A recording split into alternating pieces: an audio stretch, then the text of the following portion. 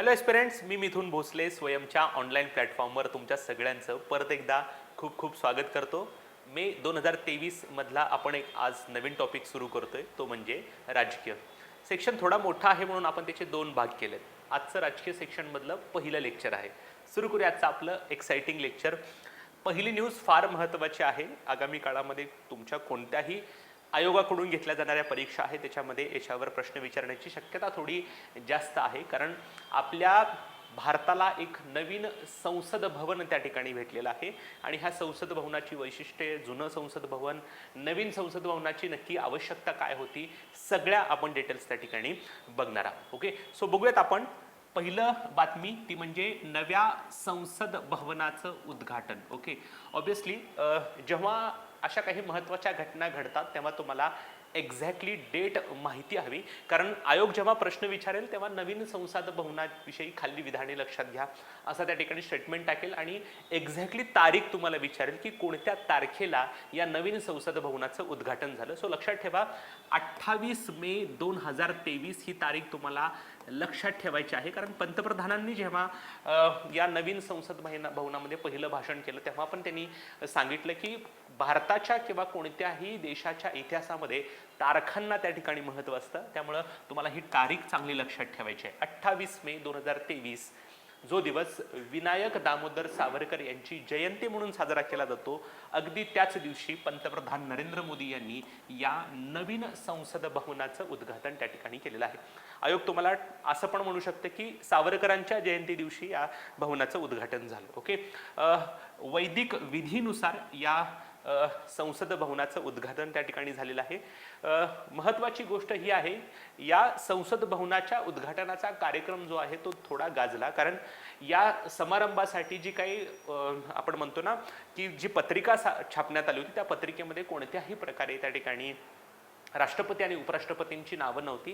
विरोधकांची मागणी ही होती की राष्ट्रपतींच्या हस्ते नवीन संसद भवनाचं उद्घाटन व्हावं, परंतु स्वतः पंतप्रधान नरेंद्र मोदी या संसद भवनाचं उद्घाटन करणार असल्यामुळं विरोधकांनी याच्यावर बहिष्कार टाकला, कारण राष्ट्रपतींच्या हस्ते नवीन संसद भवनाची उद्घाटन करण्याची मागणी ही वारंवार विरोधकांकडून त्या ठिकाणी केली जात होती. आपल्याला याच्यामध्ये जायचं नाही की नक्की योग्य होतं का अयोग्य होतं, आपला राजकीय मुद्दा त्या ठिकाणी बनवायचं नाही, आपल्याला फक्त परीक्षेच्या दृष्टीने त्या ठिकाणी फॅक्ट्स त्या ठिकाणी बघायचे आहेत. ओके, पंतप्रधान नरेंद्र मोदींनी नवीन संसद भवनाचा उल्लेख काय म्हणून केलाय बघा, लोकशाहीचे मंदिर. लक्षात ठेवा, हे it's a temple of democracy असा देखील त्यांनी उल्लेख केलेला होता, त्यामुळे हे देखील स्टेटमेंटमध्ये विचारलं जाऊ शकतं. दुसरी महत्त्वाची गोष्ट, उद्घाटनानंतर नवीन संसद भवनाच्या लोकसभेच्या सभागृहामध्ये बरेच मान्यवर लोकसभा सदस्य, विविध विधानसभांचे सदस्य, त्या ठिकाणी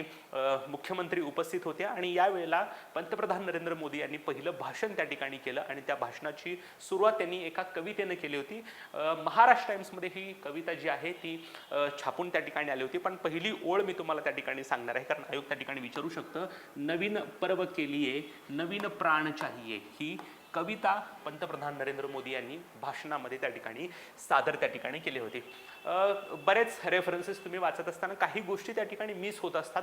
वर्तमानपत्रांचा अभ्यास करत असताना ह्या गोष्टी त्या ठिकाणी प्रामुख्याने दिसून येतात वर्तमानपत्रामध्ये, म्हणून मी थोडं व्हॅल्यू ॲडिशन त्या ठिकाणी केलेलं आहे. आता सगळ्यात महत्त्वाची गोष्ट, हे जे काही नवीन संसद भवन बांधण्यात आलेलं आहे त्याची वैशिष्ट्य आपल्याला जाणून घेणं गरजेचं आहे, कारण आयोग याच्याबद्दल प्रश्न विचारू शकतं. ओके, सो नवीन संसद भवन कुठं आहे हे देखील तुम्हाला प्रश्न विचारला जाऊ शकतं.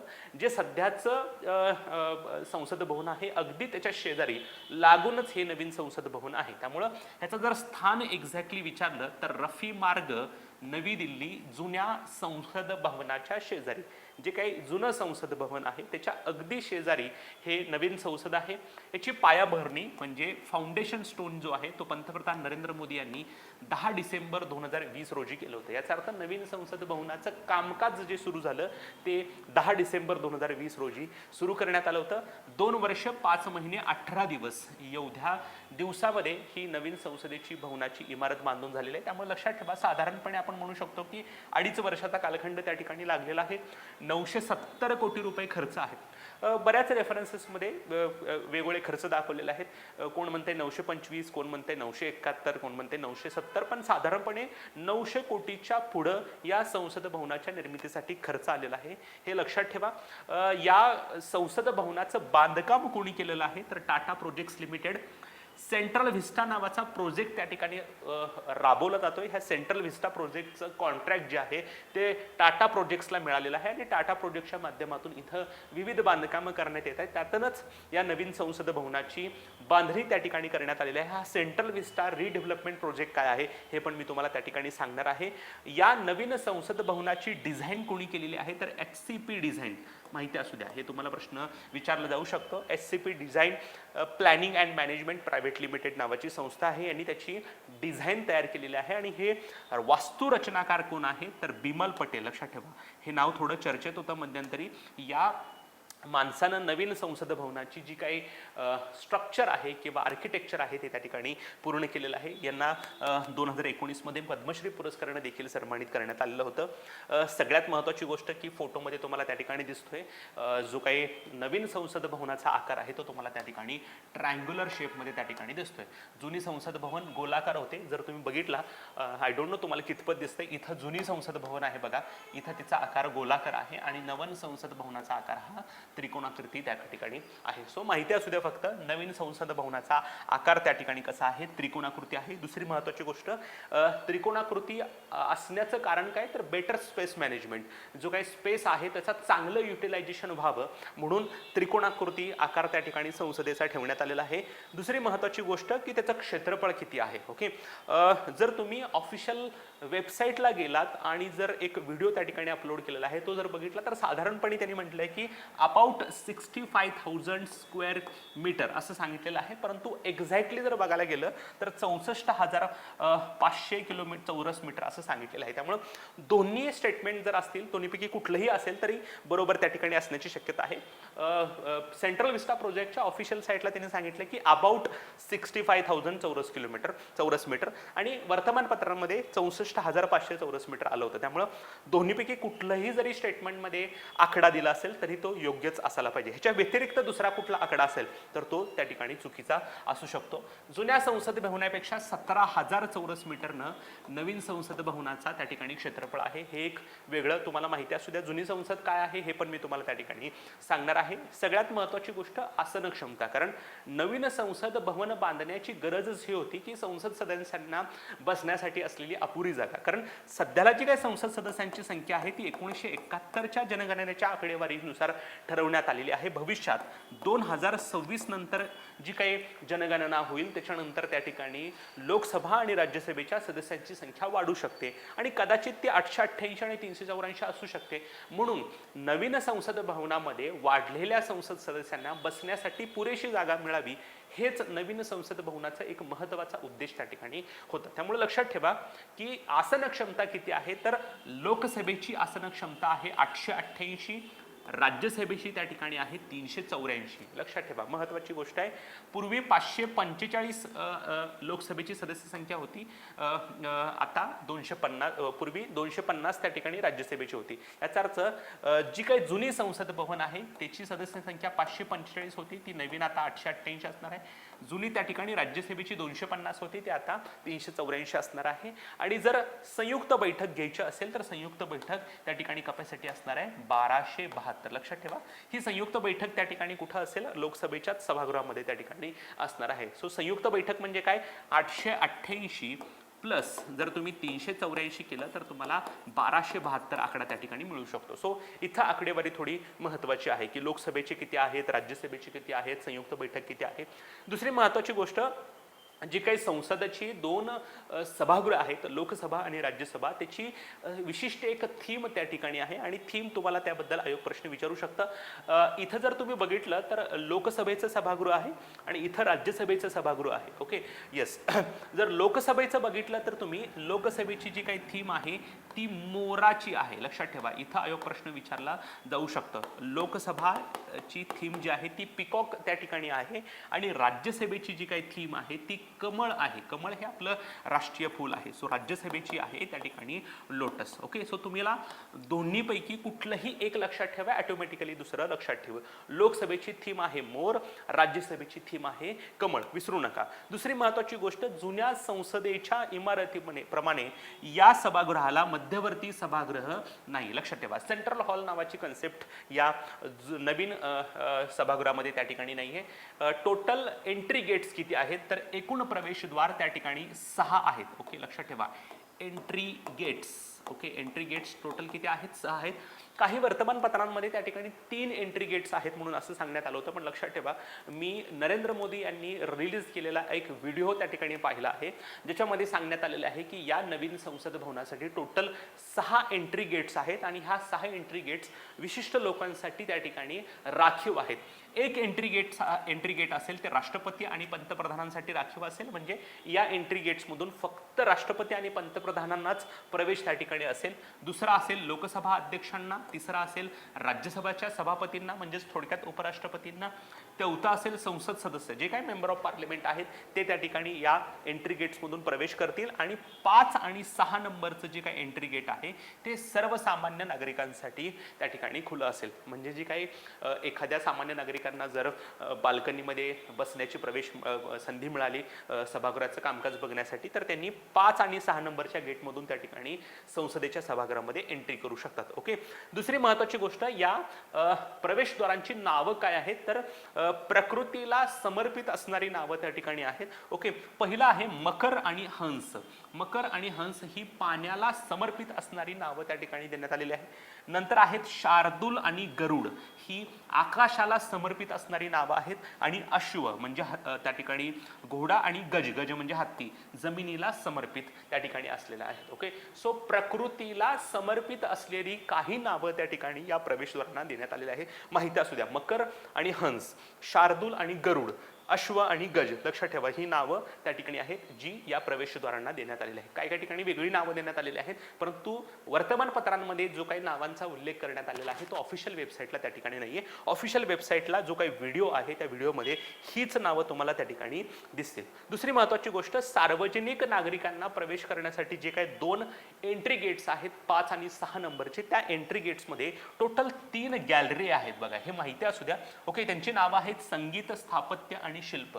भारताला सांस्कृतिक वारसा त्या ठिकाणी मिळालेला आहे आणि या सांस्कृतिक वारशाचं प्रदर्शन तुम्हाला या गॅलरीमध्ये त्या ठिकाणी दिसेल. संगीत, स्थापत्य आणि शिल्पमध्ये ज्या काही आपल्या सांस्कृतिक वारसा आपल्याला त्या ठिकाणी लाभलेला आहे त्याचं प्रदर्शन या ठिकाणी करण्यात आलेलं आहे. सो सामान्य नागरिक जेव्हा त्या ठिकाणी संसदेमध्ये विशिष्ट सभागृहामध्ये प्रवेश करतील तेव्हा त्या ठिकाणी या 3 गॅलऱ्या पाहायला देखील मिळणार आहेत, संगीत, स्थापत्य आणि शिल्प गॅलरी, हे तुम्हाला माहीत असू द्या. नंतर टोटल ही जी काही नवीन संसद आहे त्याच्यामध्ये मजले किती आहेत, फ्लोअर 4 फ्लोअरची बिल्डिंग त्या ठिकाणी आहे. इमारतीच्या मध्यभागी एक झाड आहे, ते झाड आहे वडाचं, जो आपला नॅशनल ट्री देखील आहे, फिकस बेंगालॅनिसिस असं त्याचं नाव त्या ठिकाणी आहे. नवीन संसद भवनाच्या अगदी वरती JR मजले पूर्ण झाल्यानंतर अगदी वरती त्या ठिकाणी दर्शनी भागावर अशोक स्तंभ लावण्यात आलेला आहे. फार मोठा अशोक स्तंभ त्या ठिकाणी आहे. 9500 किलो वजनाचा आहे, 6.50 मीटर उंची त्याची आहे आणि कास्य धातूपासून बनवलेला आहे. आणि ह्या अशोक स्तंभांवरती जी काही सिंहांच्या मुद्रा आहेत त्या सिंहांच्या मुद्रा थोड्या ॲग्रेसिव्ह आहेत म्हणून याच्यावर टीका देखील करण्यात आली होती. मागच्या वर्षी पंतप्रधान नरेंद्र मोदी यांच्या हस्ते या अशोक स्तंभ जो काही बसवण्यात आलेला आहे त्याचं अनावरण त्या ठिकाणी करण्यात आलं होतं. थोडक्यात धरून चाला की ही संसदेची बिल्डिंग आहे. ह्या संसदेच्या अगदी वरती मध्यभागी त्या ठिकाणी हा मोठाच्या मोठा अशोक स्तंभ त्या ठिकाणी बसवण्यात आलेला आहे. त्याच्या उंचीवरून आणि त्याच्या वजनावरून तुम्ही त्याची भव्यता त्या ठिकाणी लक्षात घेऊ शकता. 9500 किलो वजनाचा आहे, 6.50 मीटर त्याची उंची त्या ठिकाणी आहे. दुसरी महत्त्वाची गोष्ट, जे काही लोक आहेत त्यांना त्या ठिकाणी संसदेमध्ये जी काही सभागृह आहेत राज्यसभा आणि लोकसभा त्याच्यामध्ये त्या ठिकाणी बसता येईल आणि त्यांच्यासाठी सेपरेट ऑडियन्स गॅलरी त्या ठिकाणी बसवण्यात आलेली आहे. त्याला आपण दर्शक दीर्घ असं देखील म्हणतो. ही जी काही नवीन संसद भवनातली त्या ठिकाणी सभागृह आहेत ती अत्याधुनिक तंत्रज्ञानाने सज्ज आहेत. डिजिटल उपकरणं त्या ठिकाणी आहेत, बायोमेट्रिक सुविधा त्या ठिकाणी आहे, सभागृहाचं कामकाज विविध भाषेमध्ये ऐकण्याची त्या ठिकाणी सुविधा आहे. समजा एखादं विधेयक त्या ठिकाणी मांडलं जात असेल आणि विधेयक मांडणारा व्यक्ती इंग्लिशमध्ये त्या ठिकाणी हे विधेयक मांडत असेल आणि एखादा मेंबर ऑफ पार्लिमेंट किंवा लोकसभेचा सदस्य मराठीमधला असेल किंवा मराठी माणूस त्या ठिकाणी बसलेला असेल तर त्याला इंग्रजीमध्ये जो काही माणूस बोलतोय ते मराठीमध्ये ट्रान्सलेट करून देण्याची तात्काळ सुविधा त्या ठिकाणी असेल. त्यामुळे संसदेचे जे काही कामकाज आहे ते तुम्ही तुमच्या भाषेमध्ये त्या ठिकाणी ऐकू शकता. ही पण त्या ठिकाणी सुविधा आहे. नंतर आहे मल्टीमीडिया डिस्प्ले. फार मोठा डिस्प्ले त्या ठिकाणी लावण्यात आलेला आहे. जेव्हा एखाद्या कायद्यासाठी किंवा एखादी मतदान त्या ठिकाणी घेण्यात येईल तेव्हा सगळं जे काही कामकाज आहे ते मल्टीमीडियावर त्या ठिकाणी स्क्रीनवरती त्यामुळे दिसू शकतं. नंतर जे काही मेंबर ऑफ पार्लिमेंट आहे त्यांच्यासाठी खास सुविधा त्या ठिकाणी देण्यात आलेल्या आहे. त्यांच्यासाठी भोजन कक्ष आहे, विश्रामगृह म्हणजे लॉन्च त्या ठिकाणी आहे आणि वाचनालय किंवा लायब्ररी देखील त्या ठिकाणी आहे. नंतरचा प्रश्न आहे की खासदार तिथं जाऊन वाचतील का नाही, परंतु त्यांच्यासाठी एक लायब्ररी त्या ठिकाणी उपलब्ध करून देण्यात आलेली आहे. ज्या काही संसदीय समित्या आहेत त्या संसदेसाठी समित्यांसाठी सेपरेट खोल्या देखील त्या ठिकाणी देण्यात आलेल्या आहे. सगळ्यात महत्त्वाचं वैशिष्ट्य या नवीन संसद भवनाचं ते म्हणजे बरोबर मध्यभागी संविधान सभागृह त्या ठिकाणी बनवण्यात आलेलं आहे किंवा संविधान कक्ष आहे. हे संसद भवनाचं केंद्र त्या ठिकाणी आहे जिथं भारतीय संस्कृतीचं दर्शन होणार आहे आणि भारतीय राज्यघटनेची डिजिटल प्रतिरूप डिजिटल त्या ठिकाणी फॉर्मॅटमध्ये भारतीय राज्यघटना त्या ठिकाणी ठेवण्यात आलेली आहे. आणखीन महत्त्वाची गोष्ट म्हणजे या संसद भवनाच्या निर्मितीसाठी जवळजवळ 60,000 कामगारांनी त्या ठिकाणी श्रम घेतलेला आहे आणि या 60,000 मजुरांच्या श्रमाला वाहिलेली एक डिजिटल गॅलरी देखील त्या ठिकाणी उपलब्ध करून देण्यात आलेली आहे. सगळ्यात महत्त्वाची गोष्ट की ही इमारत जी आहे ती भूकंप विरोधी आहे, इको फ्रेंडली आहे आणि दिव्यांगासाठी अनुकूल देखील त्या ठिकाणी आहे. इको फ्रेंडली असल्यामुळे त्या ठिकाणी या ठिकाणी विजेचा वापर जो आहे तो 30% कमी झालेला आहे. कारण एवढी मोठी इमारत, या इमारतीला फार मोठ्या प्रमाणात त्या ठिकाणी वीज लागणार आहे आणि पूर्वीच्या संसद भवनाच्या तुलनेमध्ये वापर जो आहे तो 30% कमी त्या ठिकाणी झालेला आहे. आणखीन एक महत्त्वाची गोष्ट म्हणजे या संविधान कक्षाच्या शेजारी एक मध्यभागी बरोबर पेंडुलम घड्याळ त्या ठिकाणी आहे, एक पेंडुलम क्लॉक त्या ठिकाणी आहे. हे पण एक नवीन वैशिष्ट्य आहे. दुसरी महत्त्वाची गोष्ट की ही नवीन संसद भवन जे आहे ते एक भारत श्रेष्ठ भारताचं प्रतीक आहे. कारण विविध राज्यातून जे काही उपलब्ध विशेष सामुग्री आहे त्या सामुग्रीच्या माध्यमातून या नवीन संसद भवन त्या ठिकाणी बनवण्यात आलेलं आहे. फॉर एक्झाम्पल इथं जे काही फर्निचर आहे त्या फर्निचरसाठी लागणारं सागवान जे आहे ते आपल्या महाराष्ट्रातील नागपूर म्हणून गोळा करण्यात आलेलं आहे आणि या माध्यमातून जे काही फर्निचर तयार करण्यात आले ते फर्निचर आपल्या मुंबईमध्ये तयार करण्यात आलेलं आहे. लागलेलं मार्बल जे आहे ते गुजरातमधून आलेलं आहे. सो बेसिकली एक भारत श्रेष्ठ भारत प्रतीक म्हणून या संसद भवनाकडे आपण बघू शकतो. कारण यासाठी लागलेलं साहित्य जे आहे ते साहित्य आपण विविध राज्यातून त्या ठिकाणी गोळा केलेलं त्या ठिकाणी आहे. सागवान महाराष्ट्र नागपूरमधून आहे, फर्निचर महाराष्ट्र मुंबईमध्ये आहे, मार्बल जे आहे त्याची गुजरातमधून त्या ठिकाणी आणलेलं आहे.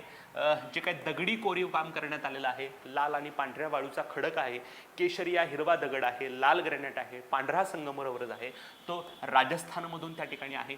नंतर सभागृहातील फॉल्स सिलिंग स्टील जे आहे ते दीव दमणमधून त्या ठिकाणी आहे. संसदेच्या भवनाच्या बाहेरील जी काही अशोक चक्र आहे त्यासाठी मध्य प्रदेशमधून ते आणण्यात आलेलं आहे. विटा ज्या आहेत त्या हरियाणा आणि उत्तर प्रदेशमधून आहेत. पितळ जे लागले ते गुजरातमधून आहे.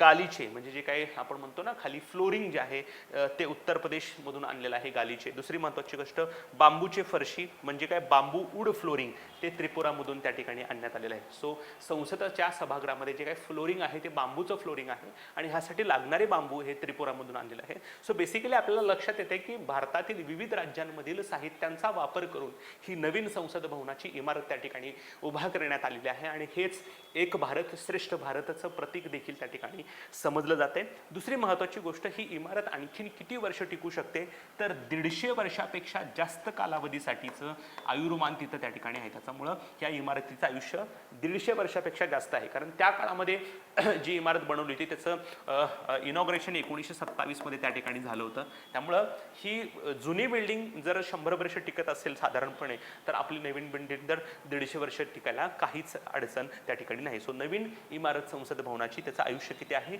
150 वर्षापेक्षा जास्त त्या ठिकाणी आहे. आता आपण बघणार आहोत की जुनी संसद भवन काय प्रकार आहे. फोटोग्राफमध्ये तुम्हाला दिसतंय जुनी संसद भवन. ती जुनी संसद भवन पण आपण त्या ठिकाणी बघूयात, कारण जर आयोगाने प्रश्न विचारला तर जुन्या संसद भवनाविषयी देखील प्रश्न त्या ठिकाणी विचारू शकतं. याची पायाभरणी जी आहे ती ड्यूक ऑफ कॅनॉटनं 12 फेब्रुवारी 1921 रोजी केली होती. इथं तारखा पाठ करण्याशिवाय आपल्याला गत्यंतर नाही. मॅक्सिमम पाठांतराचा डाटा आहे तो पाठच करण्याची आवश्यकता त्या ठिकाणी आहे. याचं उद्घाटन लॉर्ड आयर्विन यांनी 18 जानेवारी 1927 ला, लक्षात ठेवा 1921 ला त्या ठिकाणी याचं काम सुरू झालं आणि याचं उद्घाटन लॉर्ड आयर्विन यांनी केलं 18 जानेवारी 1927 ला. या संसद भवनाची प्रतिकृतीसाठी जी प्रेरणा आहे ती योगिनी मंदिराची आहे. मिताओली नावाचं मध्य प्रदेशमधलं ठिकाण आहे. तिथं सेम अशा प्रकारचं स्ट्रक्चर तुम्हाला त्या ठिकाणी दिसेल. निर्मितीचा कालावधी 1921 ते 27 असा 6 वर्षाचा त्या ठिकाणी होता. सुरुवातीला त्याला पार्लिमेंट म्हटलं जात नव्हतं तर त्याला काउन्सिल हाऊस असं म्हटलं जायचं. 47,500 स्क्वेअर किलोमीटर चौरस मीटर असं त्याचं क्षेत्रफळ त्या ठिकाणी आहे. 83 लाख रुपये खर्च त्या ठिकाणी आलेला होता. एडविन ल्युटियन्स अँड हर्बर्ट बेकर या 2 वास्तुरचनाकारांनी त्या ठिकाणी ह्याचं डिझाईन तयार केलेलं होतं. ह्याचा आकार गोलाकार आहे आणि सगळ्यात महत्त्वाची गोष्ट की भारताच्या संसदीय इतिहासातलं एक न विसरण्यासारखं पान ते म्हणजे या संसदेवर दहशतवाद्यांनी हल्ला देखील केला होता 13 डिसेंबर 2001. लक्षात ठेवा 13 डिसेंबर 2001 या दिवशी आपल्या जुन्या संसदावर हल्ला झाला होता आणि बरेच जवान आणि पोलीस कर्मचारी देखील त्या ठिकाणी शहीद त्या ठिकाणी झालेले होते. सो माहिती असू द्या, तुम्ही कंपॅरिझनमध्ये पण लक्षात ठेवू शकता. इथं क्षेत्रफळ आहे 47,000, तिकडं आहे 64,500 किंवा 65,000 म्हणू शकता. इकडं आहे 83 लाख रुपये खर्च, तिकडं त्या ठिकाणी आहे जवळजवळ 971 कोटी खर्च. इकडं आहे एडविन ल्युटियन्स आणि हर्बर्ट बेकर, तिकडं त्या ठिकाणी आहेत बिमल पटेल. आकार आहे गोलाकार, तिकडं आहे त्रिकोणाकृती. सो तुम्ही कंपॅरिझनमध्ये पण त्या ठिकाणी करू शकता. पायाभरणी ड्यूक ऑफ कॅनॉट फेब्रुवारी 21 ला, तिकडं डिसेंबर 2020 ला.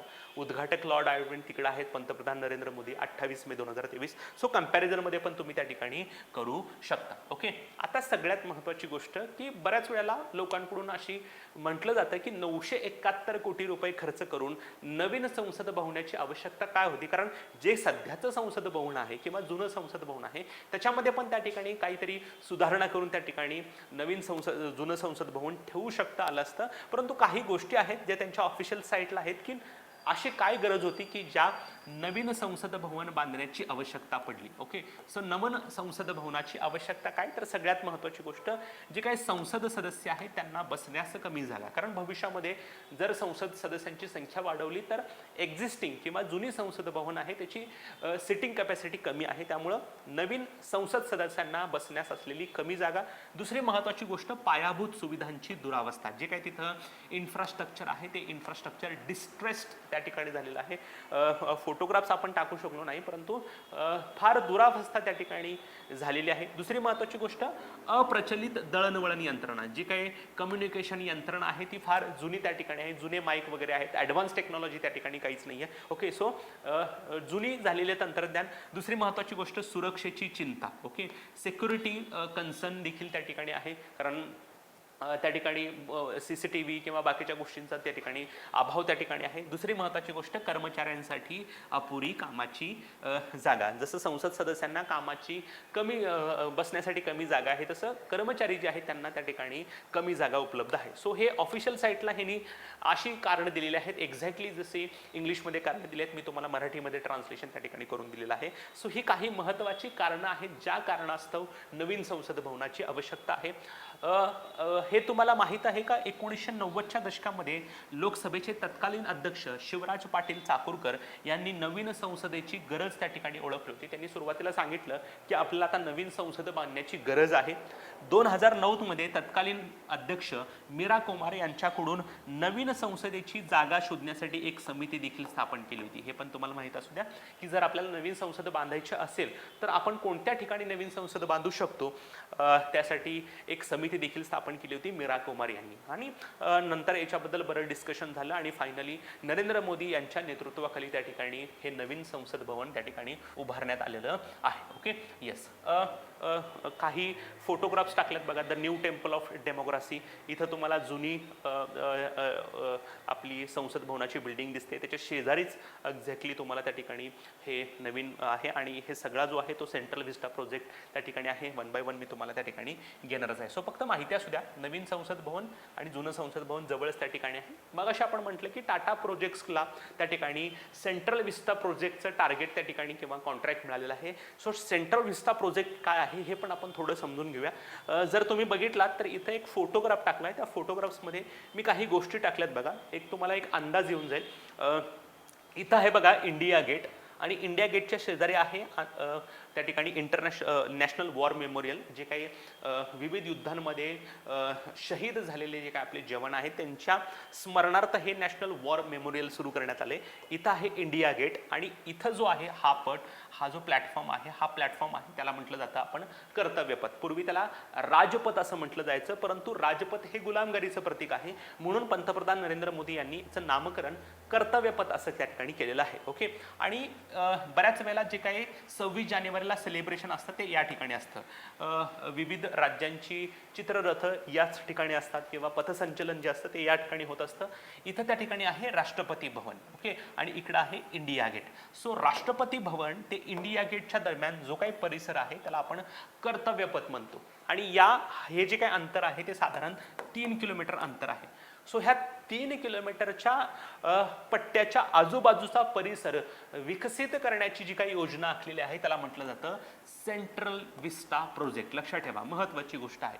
सेंट्रल विस्टा प्रोजेक्ट म्हणजे काय, तर राष्ट्रपती भवन ते इंडिया गेटपर्यंतचा जो काही 3 किलोमीटरचा पॅच आहे त्याच्या आजूबाजूचा परिसर विकसित करण्याची योजना म्हणजेच सेंट्रल विस्टा प्रोजेक्ट. मग त्याच्यामध्ये आहे नवीन संसद भवनाची बिल्डिंग असेल, किंवा दुसरी महत्वाची गोष्ट असेल की नवीन सेंटर सेक्रेटरिएट असेल, राष्ट्रपती पंतप्रधान आणि उपराष्ट्रपतींसाठी नवीन ऑफिस किंवा त्यांची निवासस्थानं असतील. सो बरेच प्रोजेक्ट त्या ठिकाणी आहेत. ओके. सो आलं लक्षात सगळ्यांना काय प्रकार आहे. सेंट्रल विस्टा प्रोजेक्ट म्हणजे काय, तर राष्ट्रपती भवन ते इंडिया गेटपर्यंतचा जो काही 3 किलोमीटरचा पॅच आहे त्याच्या आजूबाजूचा परिसर विकसित करणे म्हणजे central vista project. Simple as that. Okay. याचं उद्देश पण तेच लिहिले बघा, राष्ट्रपती भवन ते इंडिया गेटपर्यंतच्या 3 किलोमीटरच्या मार्गाचं सुशोभीकरण, यालाच आपण सेंट्रल विस्टा प्रोजेक्ट म्हणतो.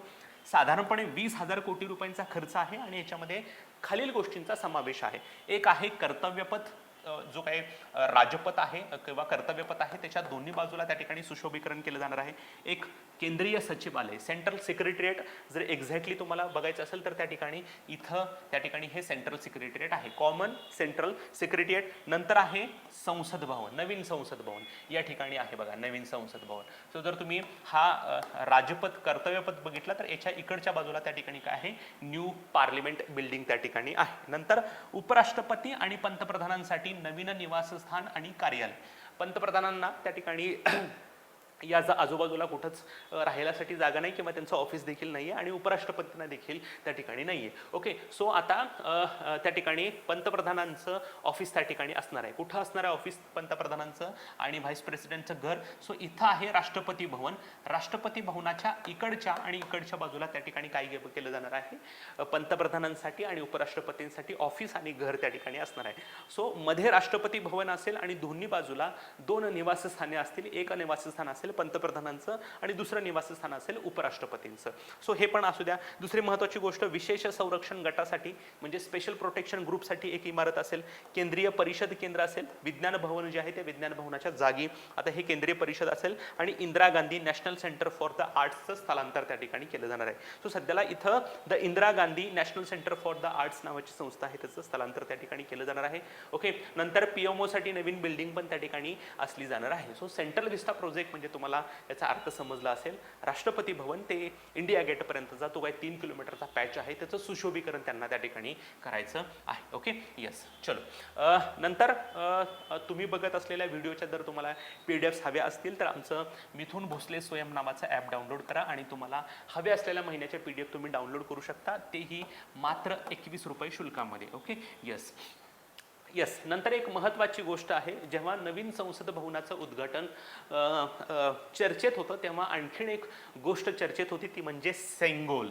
आता काय आहे सेंगोल, तर मी थोडं तुम्हाला पार्श्वभूमी सांगतो आणि नंतर आपण हे सेंगोल काय प्रकार आहे, सेंगोलची स्थापना आणि बाकीच्या गोष्टी त्या ठिकाणी बघूया. ओके, आपल्या भारतामध्ये दक्षिणेकडे जी काही राज्य आहेत त्या राज्यांमध्ये एक मोठं साम्राज्य दीर्घकालीन राज्य करत होतं. त्या साम्राज्याचं नाव आहे चोल साम्राज्य. आणि ह्या चोल साम्राज्यामध्ये त्या ठिकाणी जेव्हा एखादा राजा जाऊन दुसरा राजा यायचा, म्हणजेच पॉवर ट्रान्सफर व्हायची, तेव्हा एका राजाकडून दुसऱ्या राजाकडं या ठिकाणी एक राजदंड दिला जायचा, त्याला आपण सेंगोल म्हटलं जायचं. थोडक्यात एक स्टिक असते, ती स्टिक जी असते ती चांदीची असते आणि त्याच्यावरती सोन्याचा मुलामा चढवलेला असतो आणि वरती त्याच्या भगवान शंकराचं जे काही वाहन आहे, आपण त्याला नंदी म्हणतो, त्याचा नंदी त्या ठिकाणी ठेवलेला असतो. एक राजा दुसऱ्या राजाकडं त्या ठिकाणी हे राजदंड द्यायचा, याचा अर्थ इथून पुढं शासन करण्याची परवानगी त्या नवीन राजाकडे आहे. So it's a symbol of transfer of power. आणि ही जी काही प्रथा आहे ती चोल साम्राज्यामध्ये बरेच दिवस त्या ठिकाणी चालत होती. 1947ला भारत स्वतंत्र झाला. शेवटचे जे काही व्हॉइसरॉय होते त्यांचं नाव लॉर्ड माउंटबॅटन. लॉर्ड माउंटबॅटन म्हटले की आम्ही आता भारत सोडून त्या ठिकाणी जाणार आहोत. भारतीय संस्कृतीमध्ये ट्रान्सफर ऑफ पॉवर करण्यासाठी असं काही सिम्बॉलिक आपल्याला करता येऊ शकतं का, ज्याच्या माध्यमातून आम्ही तुम्हाला सत्ता हस्तांतरित केले हे जगाला त्या ठिकाणी सांगता येईल. नेहरूंकडे त्यांनी अशी विचारणा केली. नेहरू म्हटले की मी माझ्या सहकाऱ्यांना विचारतो आणि त्याच्यानंतर आपण बघूयात काय करता येऊ शकतं का.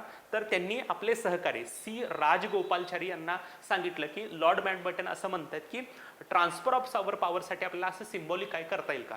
सी राजगोपालचारी यांनी बऱ्याच ग्रंथांचा अभ्यास केला, बरेच दिवस त्यांनी त्या ठिकाणी रिसर्च केला आणि त्याच्यानंतर त्यांनी सांगितलं की भारतामध्ये चोल साम्राज्यामध्ये ट्रान्सफर ऑफ पॉवरसाठी सेंगोल त्या ठिकाणी दिला जात असे आणि आपण तशा प्रकारची गोष्ट करू शकतो.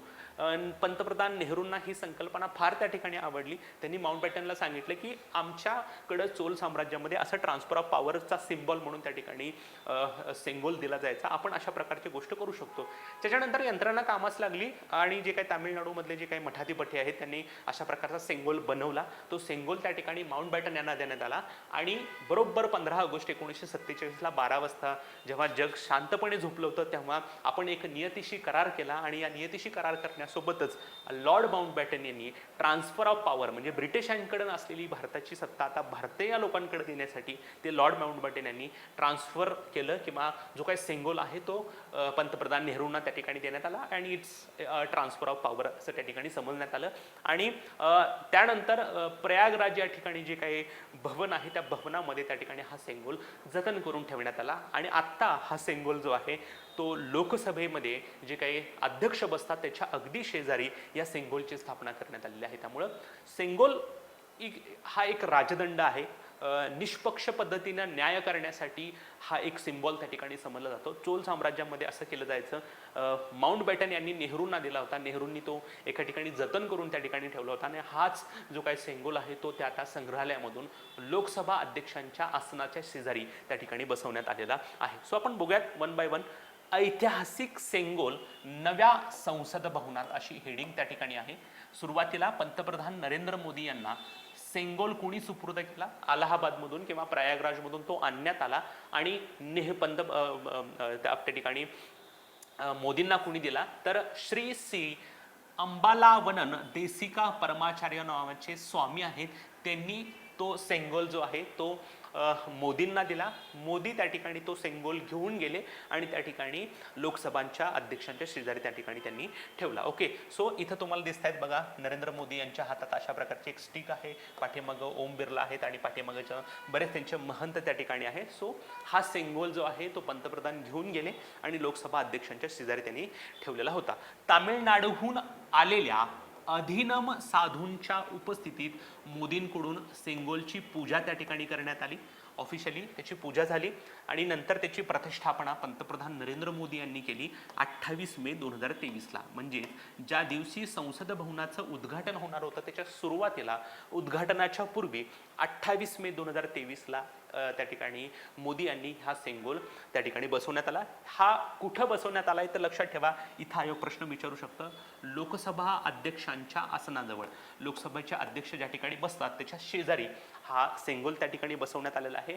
प्रतिष्ठापनेनंतर हा जेव्हा सेंगोल बसवण्यात आला तेव्हा सर्व धर्मीय प्रार्थना झाली. भारतामध्ये जी काही धर्म आहे त्यांच्या धर्मांची प्रार्थना त्या ठिकाणी झाली. यहुदी असेल, बहाई असेल, झोराष्ट्रियन असेल, ख्रिश्चन असेल, इस्लाम असेल, वज्रयान बौद्ध, महायान बौद्ध, जैन, शीख, हिंदू ह्या सर्व धर्मियांची एक प्रार्थना त्या ठिकाणी झाली. आणि याच वेळेला या संसदेचं विक्रमी वेळेत बांधकाम पूर्ण करणाऱ्यांपैकी 11 कामगारांचा त्या ठिकाणी पंतप्रधान नरेंद्र मोदी यांनी सत्कार देखील त्या ठिकाणी केलेला होता. ह्याचं वैशिष्ट्य काय आहे तर तुम्हाला इथं दिसतोय बघा, हा चोल साम्राज्यातला पूर्वीचा सेंगोल त्या ठिकाणी आहे. इथं आपण थोडाफारच त्या ठिकाणी भाग टाकलेला आहे. सो असा एक राजदंड असतो आणि त्याच्यावरती त्या ठिकाणी भगवान शंकराचं वाहन नंदी त्या ठिकाणी असतो. सो वैशिष्ट्य काय, त्याच्यावरती नंदी असतो, 5 फूट त्याची उंची असते आणि चांदीच्या सेंगोलवरती सोन्याचा थर त्या ठिकाणी दिलेला असतो. सेंगोल या शब्दाचा उगम सेम्माई या शब्दापासून आलेला आहे. सेम्माई हा एक तमिळ शब्द असून त्याचा अर्थ न्यायपूर्ण शासन असा त्या ठिकाणी होतो. दक्षिणेतील हे प्रश्न त्या ठिकाणी विचारला जाऊ शकतो की नवीन संसदा भवनामध्ये त्या ठिकाणी सेंगोल ती प्रतिष्ठापना करण्यात आलेली आहे. हा सेंगोल खालीपैकी कोणत्या साम्राज्यामध्ये वापरला जाईल तर लक्षात ठेवा, दक्षिणेतल्या चोल साम्राज्याच्या काळातील हा ऐतिहासिक सोनेरी राजदंड त्या ठिकाणी आहे. सत्तेचे हस्तांतरण म्हणजे पॉवर ऑफ ट्रान्सफर होत असताना नव्या राजाकडे दिला जाणारा हा राजदंड आहे. राजदंड स्वीकारणे म्हणजेच न्यायपूर्ण व निष्पक्ष शासन करण्याचा अधिकार मिळणे असं त्या ठिकाणी होतो. कारण त्याचा अर्थच आपण काय बघितला, न्यायपूर्ण शासन. जो काही नवीन राजा आहे त्या राजाला थोडक्यात एक प्रकारचं म्हटलं जायचं की हा सिंगल तुम्ही हातात घेताय, याचा अर्थ तुम्ही इथून पुढं न्यायपूर्ण आणि निष्पक्ष शासन त्या ठिकाणी करणार. प्रगती आणि शक्ती हस्तांतराची स्थिती दर्शवणारं हे प्राचीन चिन्ह देखील त्या ठिकाणी आहे. ओके, येस, जो काही नवीन सेंगोल आहे तो या ठिकाणी आहे बघा. ओके, तुम्हाला सोनरी त्या ठिकाणी आहे, याच्यावरती नंदी त्या ठिकाणी. सो एक फोटोग्राफ त्या ठिकाणी टाकलेला आहे. हाच सेंगोल जो आहे तो त्या ठिकाणी माउंट बॅटन यांनी नेहरूंना दिला होता. नेहरूंनी तो एका ठिकाणी जतन करून ठेवला आणि हाच जो काय सेंगोल आहे तो सेंगोल आता लोकसभांच्या अध्यक्षांच्या आसनाच्या शेजारी बसवण्यात आलेला आहे. ओके, याची पार्श्वभूमी देशाचे शेवटचे व्हाईसरॉय लॉर्ड माउंटबॅटन यांच्याकडून नेहरूंना भारतीय परंपरेनुसार सत्तेच्या हस्तांतरणाबाबत विचारणा करण्यात आली. लॉर्ड माउंटबॅटन म्हणले की आपल्याला जर सत्तेचं हस्तांतरण करायचं असेल तर आपण अशा प्रकारे सिंबॉलिक काही करू शकतो का. नेहरूंना सेंगोलची प्रक्रिया कोणी सांगितली तर सी राजगोपालचारी यांनी अनेक ग्रंथांचा अभ्यास केला आणि अशा प्रकारे त्या ठिकाणी सेंगोलची प्रक्रिया त्या ठिकाणी नेहरूंना सांगितली. इथं तुम्हाला दिसतंय बघा, नेहरूंच्या हातात त्या ठिकाणी आता ह्या फोटोग्राफ्स थोडा ब्लर आहे त्याच्यामुळे कदाचित दिसत नसेल, पण त्यांच्या हातात हा सेंगोल आहे. हा सेंगोल जो आहे तो माउंटबॅटन यांनी नेहरूंना त्या ठिकाणी दिलेला होता. Okay, yes. 14 ऑगस्ट 1947ला रात्री 11:45 म्हणजे 15 ऑगस्टच्या पूर्वी बरोबर 15 मिनिटापूर्वी तिरुवदुतराई हदनम मठाच्या राजगुरूंनी लॉर्ड माउंटबॅटन यांना हा सेंगोल दिला आणि ब्रिटिशांकडून सत्तेच्या हस्तांतरणाच्या क्षणाचे प्रतीक म्हणून देशाचे पहिले पंतप्रधान पंडित जवाहरलाल नेहरू यांनी लॉर्ड माउंटबॅटनकडून यांच्याकडून हा सेंगल स्वीकारला. सो तिरुवदुथराई नावाचा जो काही मठ आहे तिथले जे काही राजगुरू आहेत त्या राजगुरूंनी बरोबर 14 ऑगस्ट 1947ला म्हणजेच देश स्वातंत्र्य होण्याच्या 15 मिनिटापूर्वी त्या ठिकाणी हा सेंगोल माउंटबॅटन यांना दिला आणि माउंटबॅटन यांनी हा जो काही सेंगोल आहे तो नेहरूंना त्या ठिकाणी दिला आणि हे ब्रिटिशांकडून सत्तेच्या हस्तांतरणाचं प्रतीक त्या ठिकाणी समजण्यात आलं. जेव्हा सेंगोल पूर्वीसाठी त्या ठिकाणी एक पत्रकार परिषद घेण्यात आली तेव्हा अमित शहा यांनी एक व्हिडिओ केलेला होता, एक व्हिडिओ ट्विट त्या ठिकाणी केला होता. त्याच्यामध्ये ही सर्व तुम्हाला त्या ठिकाणी दिसू शकतं. ओके, त्यानुसार भारताच्या आध्यात्मिक परंपरेनुसार सेंगोलच्या माध्यमातून ब्रिटिशांकडून भारताकडे सत्ता हस्तांतरित त्या ठिकाणी झाली होती. सोहळ्यानंतर जेव्हा काही 1947ला हा सेंगोल देण्यात आला त्याच्यानंतर हा सेंगोल आनंद भवन प्रयागराज म्हणजे अलाहाबाद येथल्या आनंद भवन म्युझियममध्ये त्या ठिकाणी ठेवण्यात आलेला होता. सो हाच सेंगोल जो माउंटबॅटन यांनी नेहरूंना दिला होता तोच सेंगोल आता त्या ठिकाणी लोकसभा अध्यक्षांच्या आसनाच्या शेजारी त्या ठिकाणी ठेवण्यात आलेला आहे. नंतर जेव्हा मोदी उद्घाटनानंतर त्या ठिकाणी संसदेमध्ये भाषण करण्यासाठी गेले. त्याच वेळेला त्यांनी एका 75 रुपयाच्या नाण्याचं देखील अनावरण केलं, कारण आपण त्या ठिकाणी नवीन संसद भवनाचं उद्घाटन केलेलं आहे. सो 75 रुपयाच्या नाण्याचं अनावरण ही न्यूज त्या ठिकाणी आपण बघतोय. याचं अनावरण पंतप्रधान नरेंद्र मोदी यांच्या हस्ते करण्यात आलं. याचं निमित्त काय होतं तर नवीन संसद भवनाचं उद्घाटन 34.65 ते 35.35 ग्रॅमपर्यंत त्याचं वजन त्या ठिकाणी आहे. प्रश्न असा विचारला जाऊ शकतो की नवीन संसद भवनाच्या उद्घाटनाच्या निमित्त खालीलपैकी किती रुपयांच्या त्या ठिकाणी नाण्याचं अनावरण करण्यात आलं तर 75 रुपये. हे पण लक्षात ठेवा, कारण भारतीय स्वातंत्र्याचं आपण 75वं वर्ष साजरं करतोय, म्हणून त्या ठिकाणी 75 रुपयाचं नाणं रिलीज त्या ठिकाणी केलं असेल. एका बाजूला मध्यभागी देवनागरी लिपीत भारत आणि इंग्रजीमध्ये इंडिया असा शब्द त्या ठिकाणी लिहिलेला आहे आणि प्लस अशोक स्तंभाच्या 4 सिंहाची राजमुद्रा त्या ठिकाणी आहे. म्हणजे इकडे इंडिया लिहिलंय, इकडे भारत लिहिलंय, इथं 75 रुपये आहे आणि इथं त्या ठिकाणी अशोक स्तंभ आहे. दुसऱ्या बाजूला काय बघा, संसदेचं नवीन जे काही भवन आहे त्या संसदेच्या नवीन भवनाची प्रतिकृती आहे आणि त्याच्यावर 2023 असं त्या ठिकाणी लिहिले. तर त्याच्या खाली संसद संकुल असा पण शब्द आहे बघा, संसद संकुल असा शब्द लिहिलाय, 2023 त्या ठिकाणी लिहिलेला आहे आणि वरती आपल्या संसदेची नवीन त्रिकोणाकृती प्रतिकृती देखील त्या ठिकाणी कोरण्यात आलेली आहे. सो प्रश्न विचारताना नवीन संसद भवनाच्या उद्घाटनाच्या निमित्तानं किती रुपयांच्या नाण्याचं अनावरण केले हे पण तुम्हाला माहीत पाहिजे. Okay, yes. नंतर आपण एक महत्त्वाची गोष्ट बघणार आहोत, ती म्हणजे कर्नाटक विधानसभेच्या निवडणुका 2023. निवडणुका फार त्या ठिकाणी गाजलेल्या होत्या.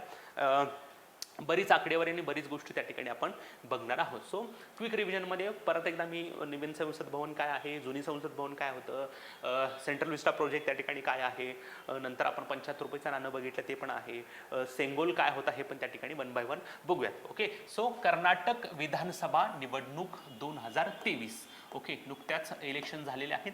महत्त्वाची गोष्ट, या विधानसभेच्या एकूण जागा 224, ऑब्वियसली बहुमतासाठी 113% जागा, 113 जागा, 73.19% जागा त्या ठिकाणी मिळालेल्या आहेत आणि सत्ताधारी भाजप त्या ठिकाणी या ठिकाणी हरलेला आहे आणि मोठ्या मार्जिननं काँग्रेसनं BJPचा पराभव त्या ठिकाणी केलेला आहे.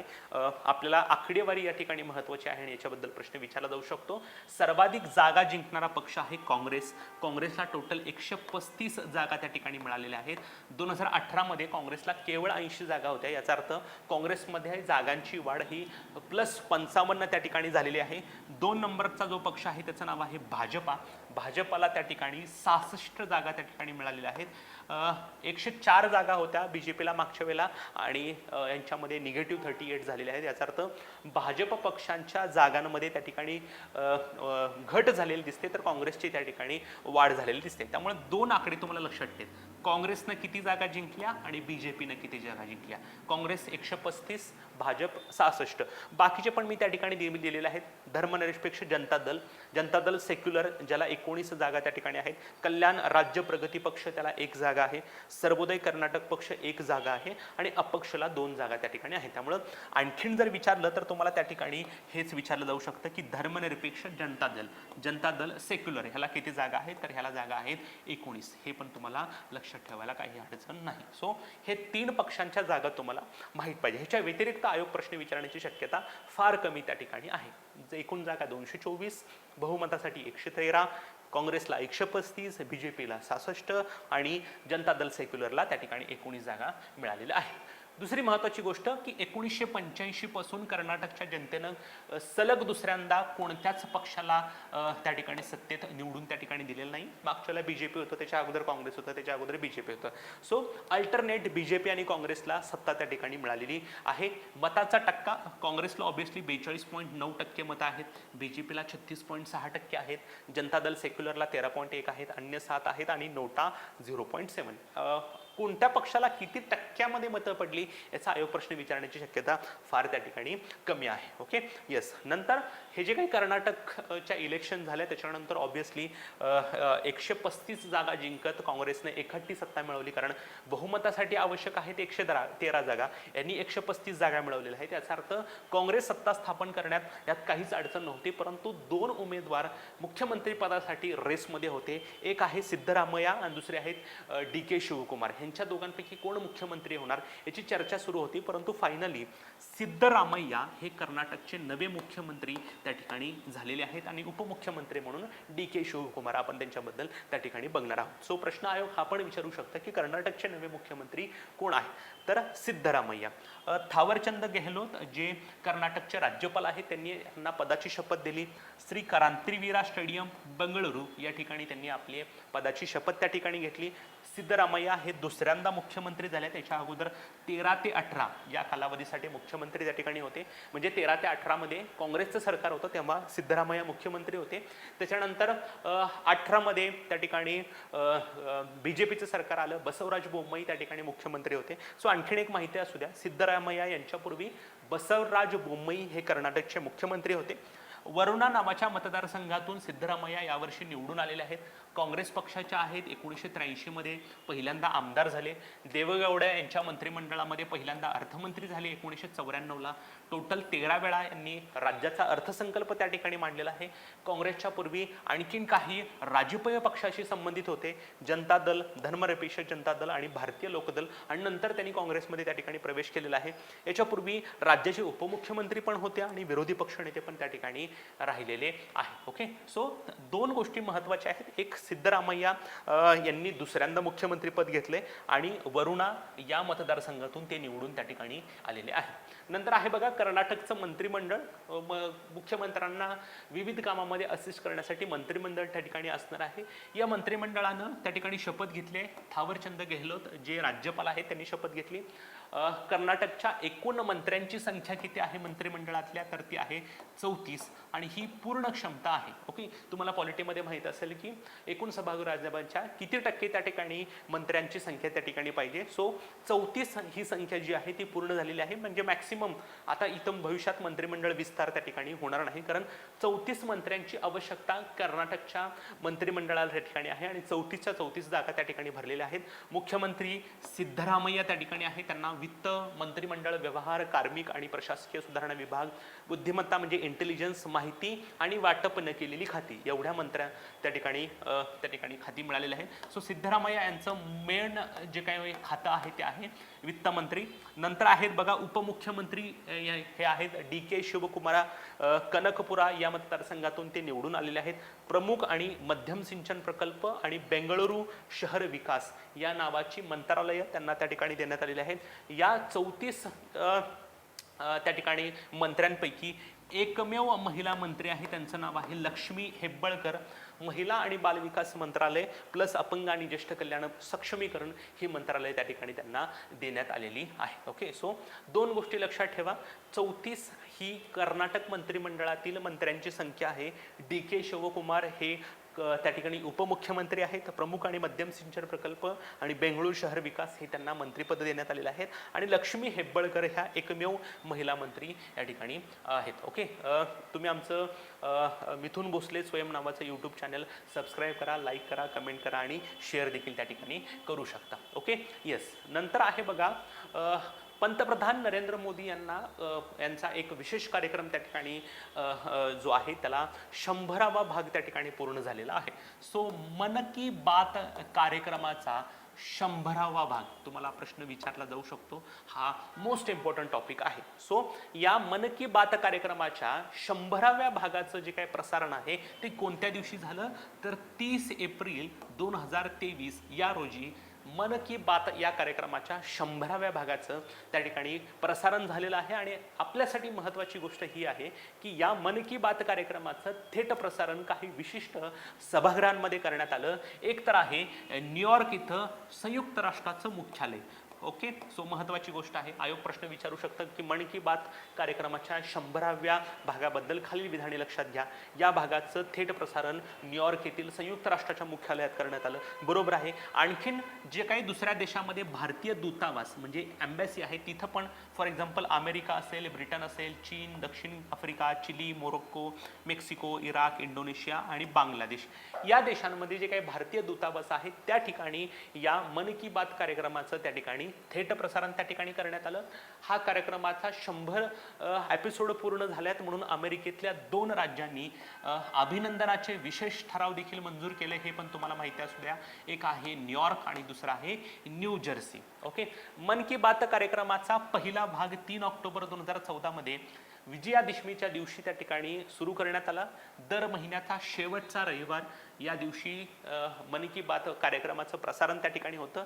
दुसरी महत्त्वाची गोष्ट, ऑल इंडिया रेडिओवरून त्याचं प्रकाशन त्या ठिकाणी होत असतं.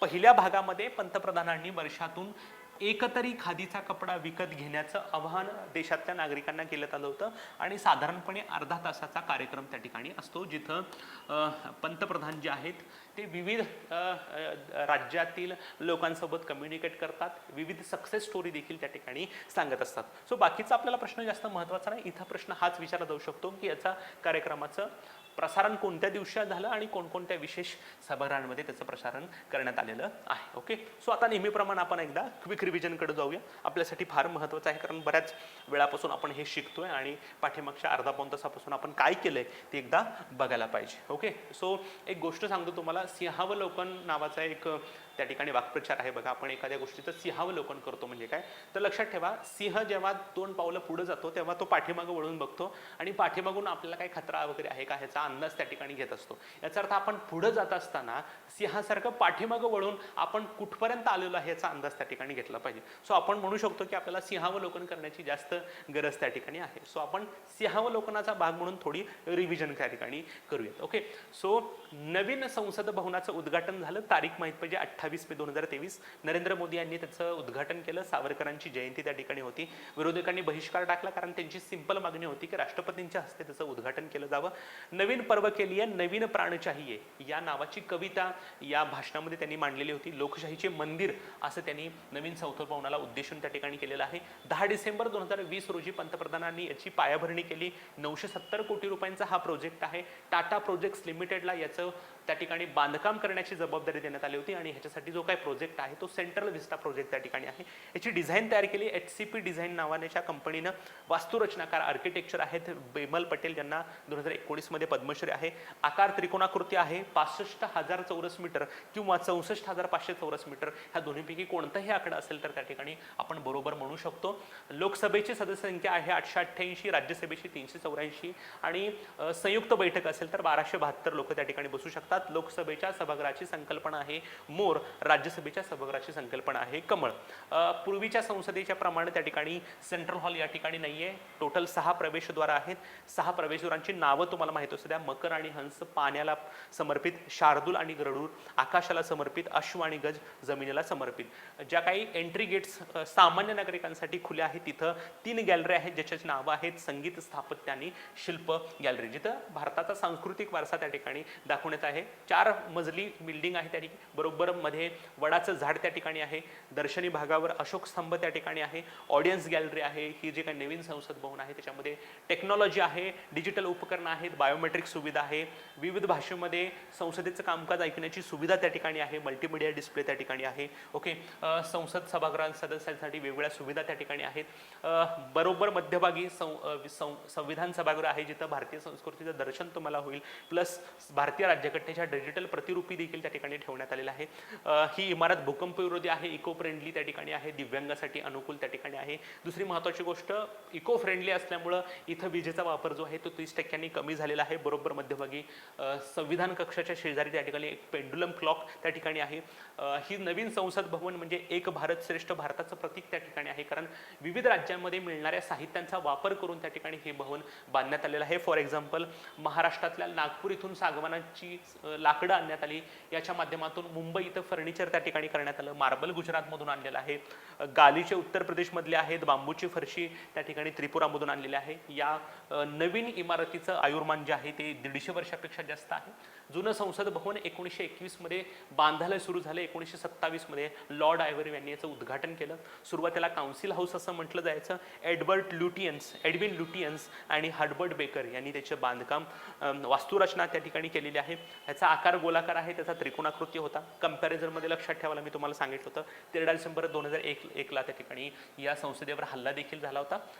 नवीन संसद सदस्य जेव्हा वाढतील तेव्हा संसद सदस्यांना बसण्यास असलेली कमी जागा पायाभूत सुविधांची दुरावस्था, अप्रचलित दळणवळण यंत्रणा, सुरक्षेची चिंता आणि कर्मचाऱ्यांसाठी अपुरी जागा हे त्या ठिकाणी ह्याची कारणं आहेत, ज्याच्या माध्यमातून नवीन संसद त्या ठिकाणी बांधण्यात आलेली आहे.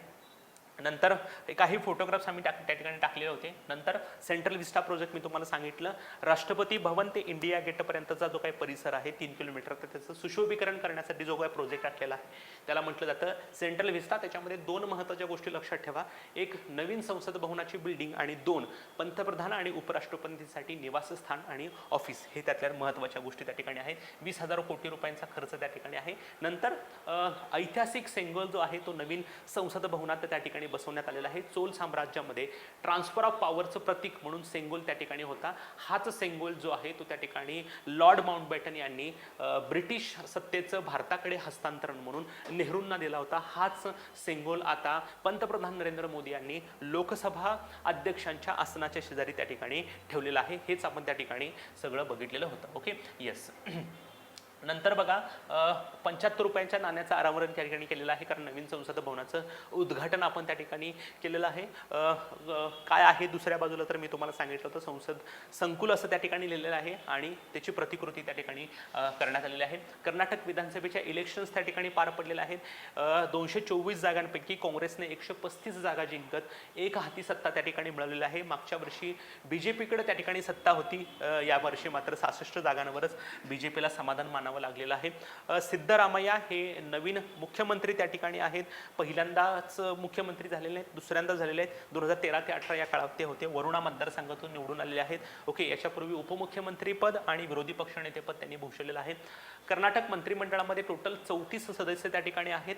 DK शिवकुमार हे उपमुख्यमंत्री आहेत, त्यांना प्रमुख आणि मध्यम सिंचन प्रकल्प आणि बेंगळूर शहर विकास ही मंत्रालय देण्यात आलेले आहेत. याच्यामध्ये केवळ एक महिला आहे, त्यांचं नाव आहे लक्ष्मी हेब्बळकर. महिला आणि बालविकास त्यांच्याकडं हे देण्यात आलेलं आहे. नंतर मन की बात नावाचा कार्यक्रम आहे, त्याचा 100वा एपिसोड प्रसारित करण्यात आलेला आहे 30 एप्रिल 2023ला.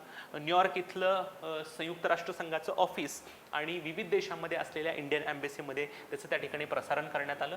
न्यूयॉर्क आणि न्यूजर्सी हे अमेरिकेतील 2 राज्य आहेत ज्यांनी या कार्यक्रमाच्या अभिनंदनाचे ठराव मंजूर केले. 3 ऑक्टोबर 2014 रोजी विजयादशमीच्या दिवशी मन की बात कार्यक्रमाचा पहिला एपिसोड रिलीज करण्यात आला.